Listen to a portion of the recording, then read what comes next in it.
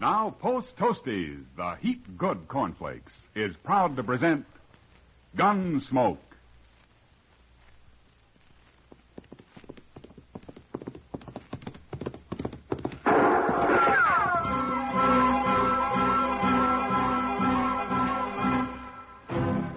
Around Dodge City and in the territory on west, there's just one way to handle the killers and the spoilers, and that's with a U.S. Marshal and the smell of gun smoke.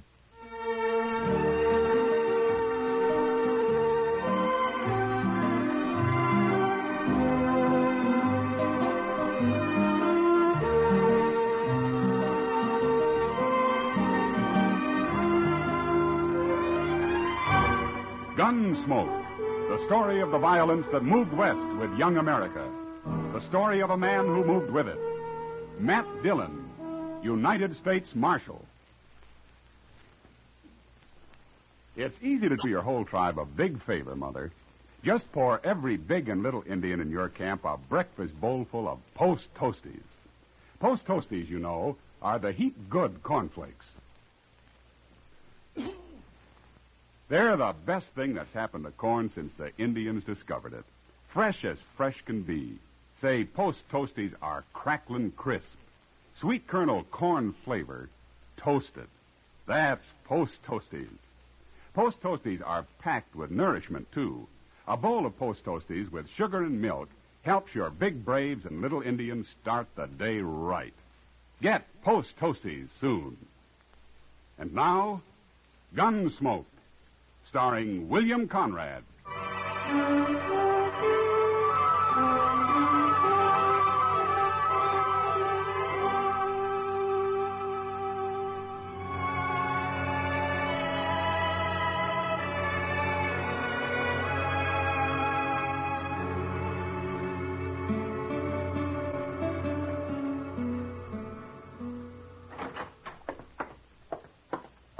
Fella here looking for you, Mr. Dillon.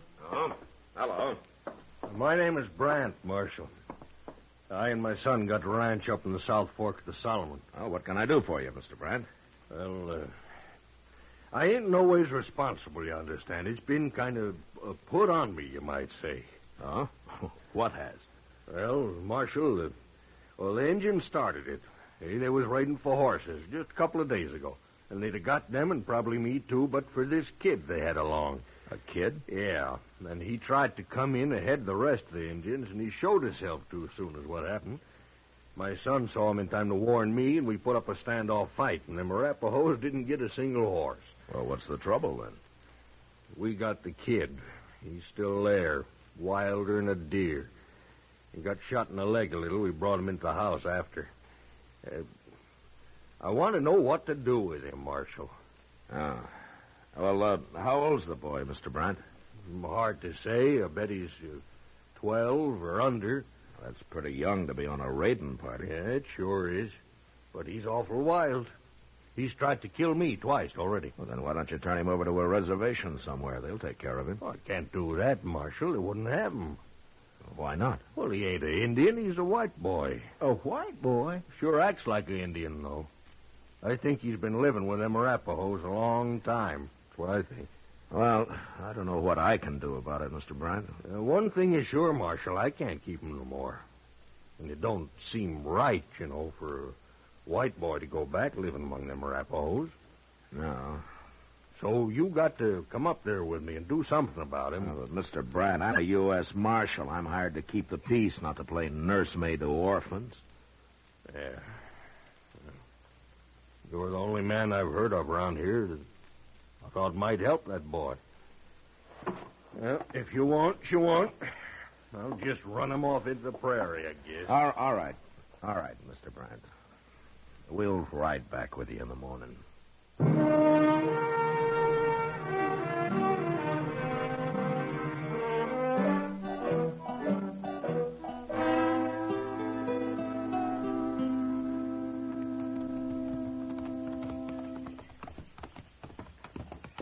I don't see nobody around, Mr. Brandt. No, my son will be out with the cattle this time of day.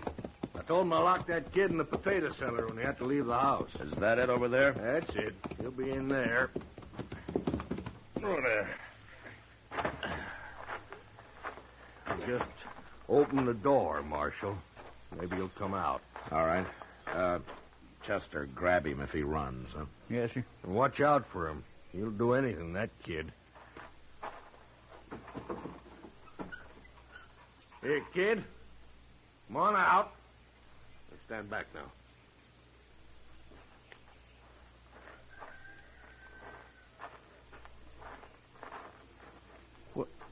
Well, look at him. You'd hardly know he was a white boy, Mr. Dillon. Hello, son. You've come to kill me, haven't you? Oh, my goodness. Nobody's going to kill you, son. We're here to help you, that's all. You look pretty weak to me. Is it that hole in your leg, or haven't they been feeding you? He won't eat, Marshal. At least he wouldn't when I left. You been eating, kid? No. See what I mean? It's easier to be tortured on an empty stomach. Oh, now, son, nobody's going to torture you. Nobody's going to kill you. I'd just like to have a look at that leg, where you got hit. I'm all right. Come on, let's go in the house and see for sure, huh? No. Well, he's fainted. I got him. Oh, the poor little kid. Why haven't you done anything about this bullet in his leg, Brent? I tried, Marshal. He wouldn't let me near it. Tried to bite me. Well, he can't fight now. Come on, show me where to put him.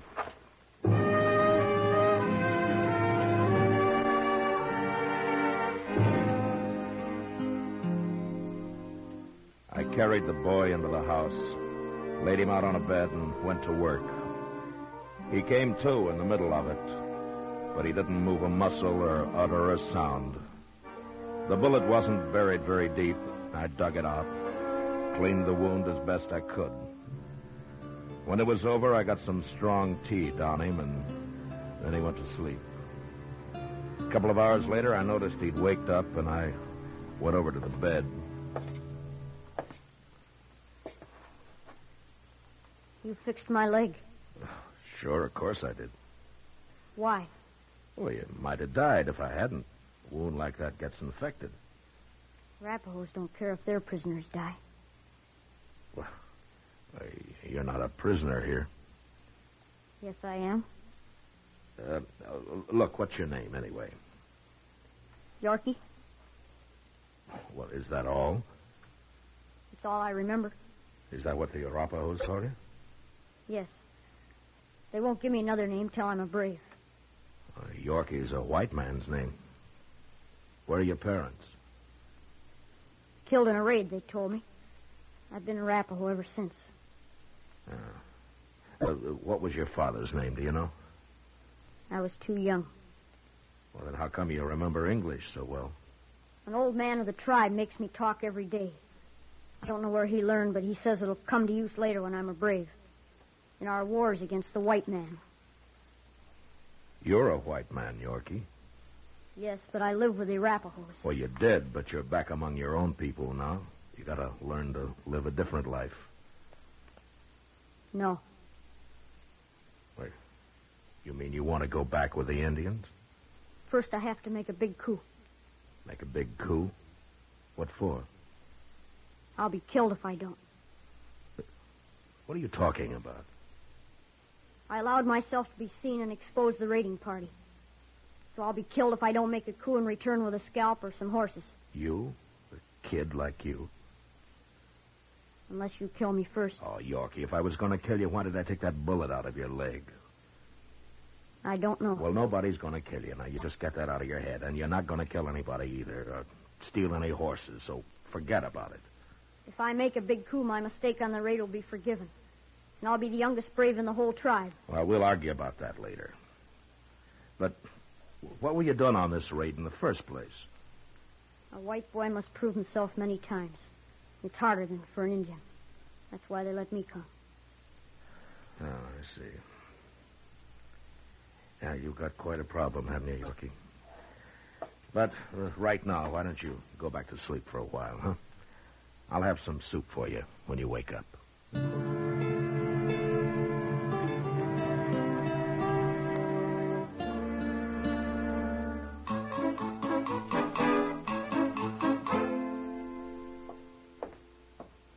Oh, good morning, Mr. Bryant. Good morning, Chester. Marshal. Good morning. Your son left a few minutes ago. He said he wouldn't be back till evening. Yeah, and I ought to be out with him. We're all through, but I'll cook you some eggs. Oh, just coffee for me. All right, sir. Well, what are you going to do about that kid, Marshal? Well, there's not much I can do, Brant. You can't leave him here. Well, I didn't bring him here. Here you are. Marshal, I'm serious. Even if it was an ordinary kid, I got no way to raise him. And this one is bad. I told you, he's been after me twice already. He needs a scalp to take back. It's a matter of life or death with him. He ain't taking mine. You really think he might kill somebody, Mr. Dillon? Well, left alone, yes. But he's so young. Well, I heard Billy the Kid killed a man when he was 12. Age doesn't seem to matter much. Well, can't you talk him out of it? Show him it's wrong? Well, I've tried, but Yorky thinks like an Indian. He doesn't know anything about the white man's world. Yeah. How's he feeling this morning, anyway? Well, I'd hoped his fever would be down, but it isn't. He needs a doctor, that's what. Yeah. By the way, Brant, is this one of your guns? Well, where'd you get it? Yorky had it when I went in there this morning, but he was too weak to use it. Well, I told you he's a bad one, Marshal. He'll kill someone yet. All Yorky understands right now is kill or be killed, Brant. If you got a wagon, we'll take him into Dodge.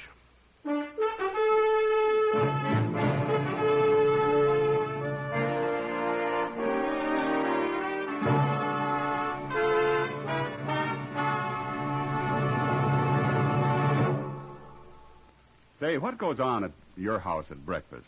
Well, you can take it from me. The best thing that can go on your breakfast table is Post Toasties. Yes, sir, Post Toasties, the heat-good cornflakes. Those golden crisp cornflakes are the best thing that's happened to corn since the Indians discovered it. You know how to prove it? Well, just pour out breakfast bowlfuls of Post Toasties for your whole tribe. Then watch how they enjoy 'em. Post Toasties are crisp and tasty. From the first bite down to the last spoonful, that sweet kernel corn flavor makes your breakfast. So always ask for Post Toasties, the heat-good cornflakes. Post Toasties, heat good cornflakes. The best thing that's happened to corn since the Indians discovered it. Heat good cornflakes. Post Toasties, heat good cornflakes. Remember, Post Toasties is one of the famous triple-wrap Post cereals, guaranteed fresh or triple your money back. Now back to Gunsmoke.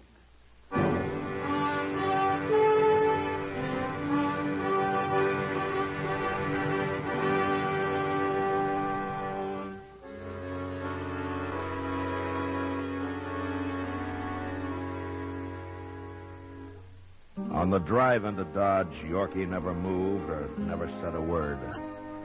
I looked back at him from time to time and tried to put myself in his place. Here was a boy whose only experience of life had been with a warlike tribe of Indians, a tribe which he couldn't even go back to without a white man's scalp or some stolen horses. Now, this in itself would be a problem for a grown man. But little Yorky also felt himself a prisoner, sooner or later to be killed. It was no wonder that during the next few days, as he lay on the couch in Doc's office, he watched us with wild, restless eyes. In spite of his obvious courage, I think he was a little frightened. And when Doc was suddenly called out on a case in the country for several days, I had an idea. And I sent Chester to find Kitty. You want me to nurse him? Is that it, Matt? Well, partly, but also I thought maybe you could talk to him a little. It's hard for him to trust a man. I know. Chester told me about him. Yeah, he'll be well enough pretty soon to get into trouble. Bad trouble. I'll do what I can. Where is he, in the front room? Yeah, on Doc's couch. And, Kitty, try to get him to eat something, huh? I haven't had much luck. All right. But you stay here. Yeah, sure.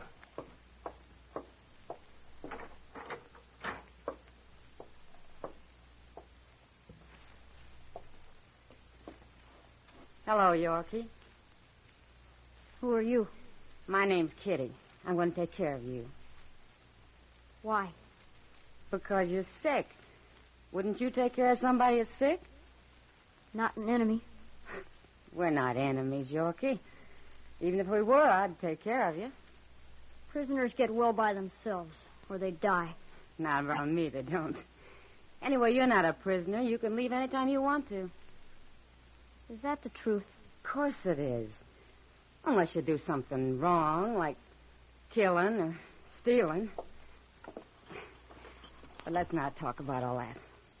I want to know about you. All sorts of things. What it was like with the Arapahoes, or what you remember about when you were younger. I won't tell any secrets. I don't want to know any secrets, Yorky. But maybe you can tell me. Well, did you have a mother in the tribe? Tell me about that. I'm a white boy. They've never let me have a mother. Anyway, I was big enough I didn't need one. Did you ever want one, Yorky? I don't know. I guess so, sometimes. It's better to have a mother. Mine was killed in a raid when they found me. I know. Do you remember her at all? No. Sometimes I think I do. Sometimes when I'm asleep, that is. What do you remember about her then? I don't know. Just a feeling, I guess. Sort of like being warm. Is that what it's like? Yeah. I think that's what it's like, Yorky. Very much like that. I'm hungry, Kitty. Would you let me have something to eat? Of course I will, Yorky. Of course I will.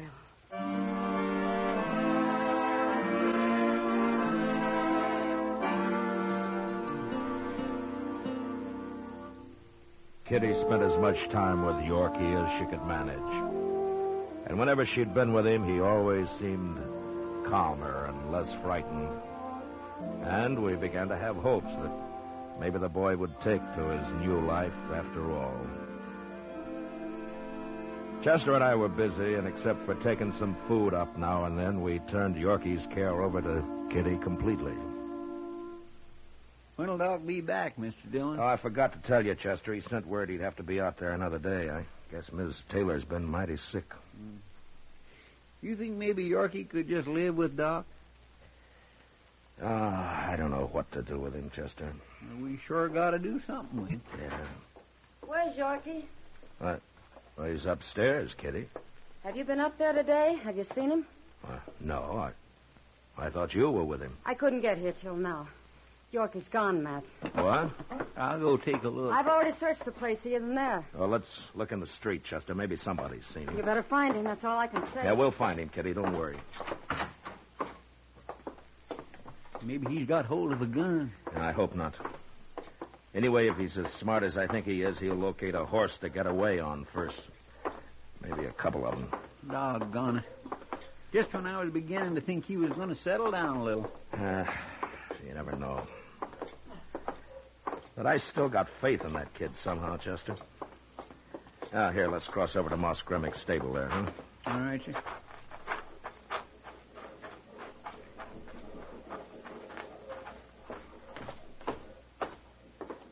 There's Moss now, just inside there. Yeah.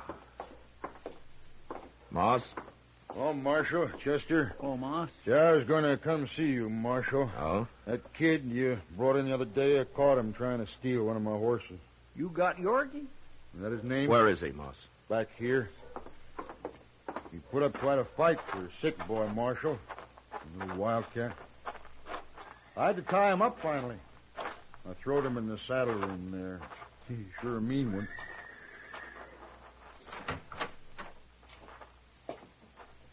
There he is, little devil. He'll hang yet.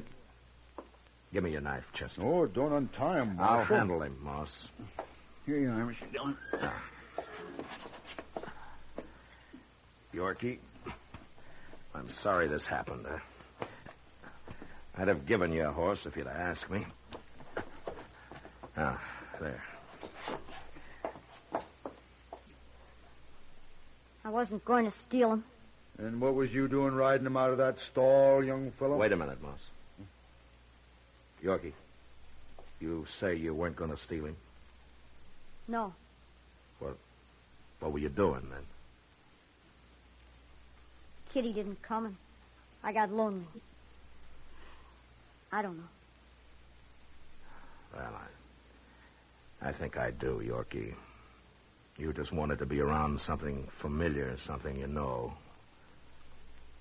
Isn't that right? I guess so. And you've lived with horses all your life. You know them pretty well. So you came over here. I wasn't going to steal him. I just wanted to get on him.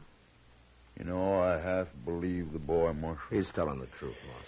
Yorky, I'm sorry I treated you rough. Why didn't you tell me? You were going to kill me. Me? Kill anybody? A kid? Guess you don't know me very well. What are you going to do with me now? Well, Doc will be back tomorrow, Yorky. If he says it's okay for you to stay up, well, you can. And meantime, Kitty will be there. All right. Tell you what, Yorky, you get well, you come over here. I'll give you a horse to ride. You will? Sure, I got lots of horses. You can take your pick. What if I steal him? I've had horses stole before. I don't understand you. He trusts you, Yorky. We all do. You shouldn't. You shouldn't trust anybody. Oh, maybe not, but we do anyway. Moss, I got an idea.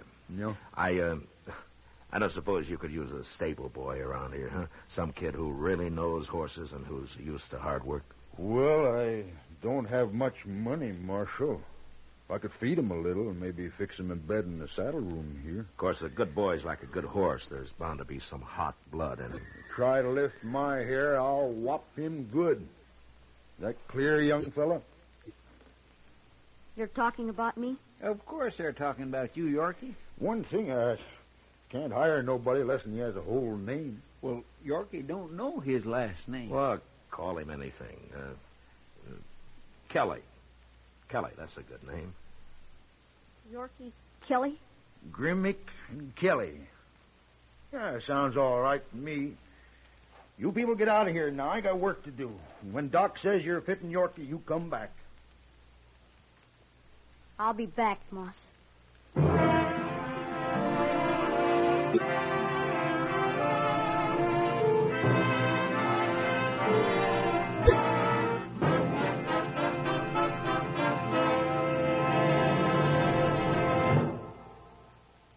In just a moment, we'll tell you about next week's adventure on Gunsmoke. Say, exciting things happen to breakfast when there's sugar crinkles at every place. Sure, new sugar crinkles make breakfast more fun than a circus. You know why? Sugar crinkles is the sugar rice treat that's just right sweet. Not too sweet, the way some sugar-coated cereals seem to be, and not like others that aren't sweet enough. Sugar crinkles, every golden crisp nugget of them, is just right sweet. So try starting your day off just right with new sugar crinkles. And don't forget, when you're listening to the radio or watching television, sugar crinkles make great snacks. From the bowl or from the pack, for your breakfast or a snack. Sugar crinkles are more fun than a circus. Try sugar crinkles soon. They're the sugar rice treat that's just right sweet. So better get several packages.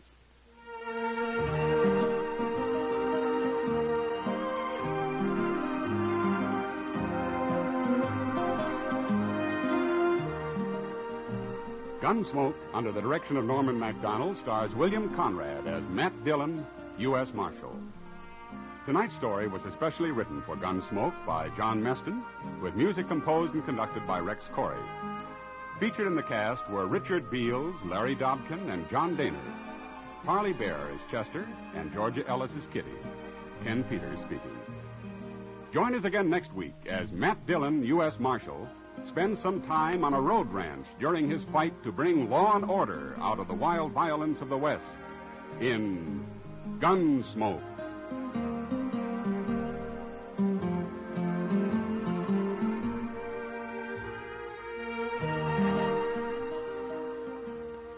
listen next week at this time when Gunsmoke will be brought to you by Sugar Crinkles, the sugar rice treat that's just right sweet.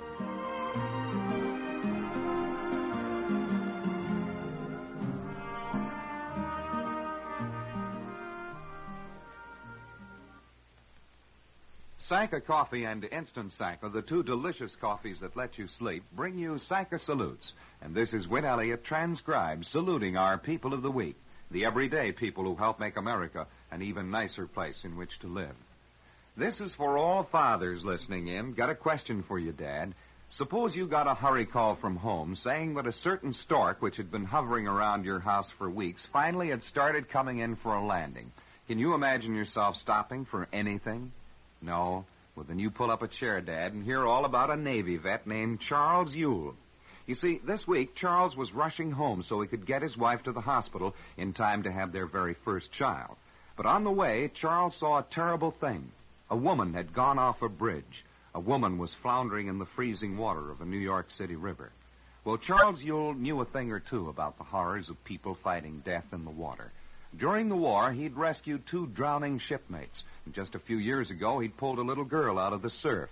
Of course, now it was different. There was the stork. Charlie wavered, and then he made his decision. Into the water he dived. He reached the woman. He held her, and he saved her life. And then, of course, the hero dashed home.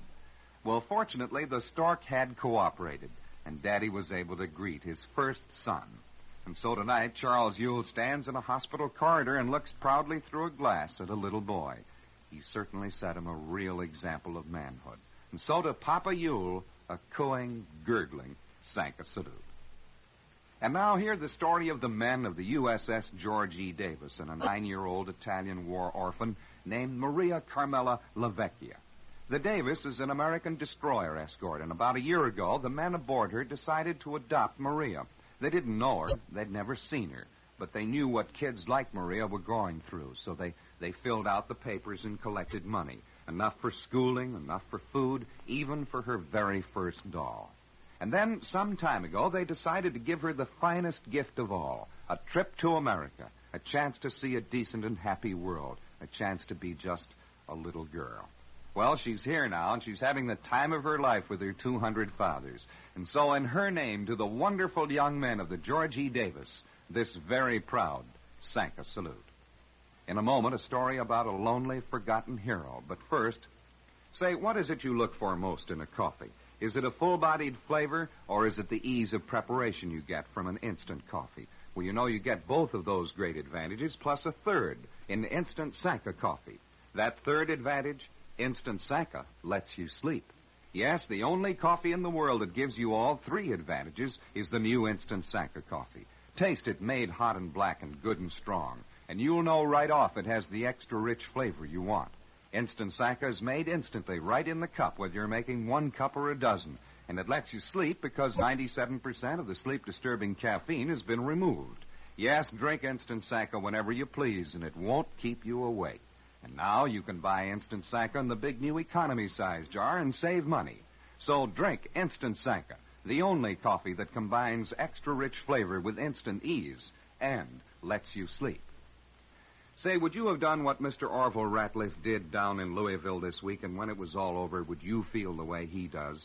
Well, Mr. Ratliff was a bystander when a car crashed and the gas tank exploded. He didn't know the man inside the car. The whole thing wasn't his affair. But he went into those flames and he pulled out the man and he saved his life. The result, Orville Ratliff went to the hospital severely burned in terrible pain. The other man, fortunately, was hardly hurt at all. And up to the middle of this week, at least, do you know how many visitors this hero has had? 0. Not 1. He might be bitter, this brave but lonely man, but he isn't. He says when the pain allows him to talk, I'd do it again. How about somebody going in and singing Orville Ratliff for you and me, and say to him, for you and me, here, sir, is a Sanka salute. I'll be back next week when Sanka Coffee and Instant Sanka, both delicious and both caffeine-free, will again present Sanka salutes. In the meantime, this is Win Elliott suggesting you try Sanka. You'll love it, and you'll sleep. This is the CBS Radio Network. You've been listening to the OTR Gold Network.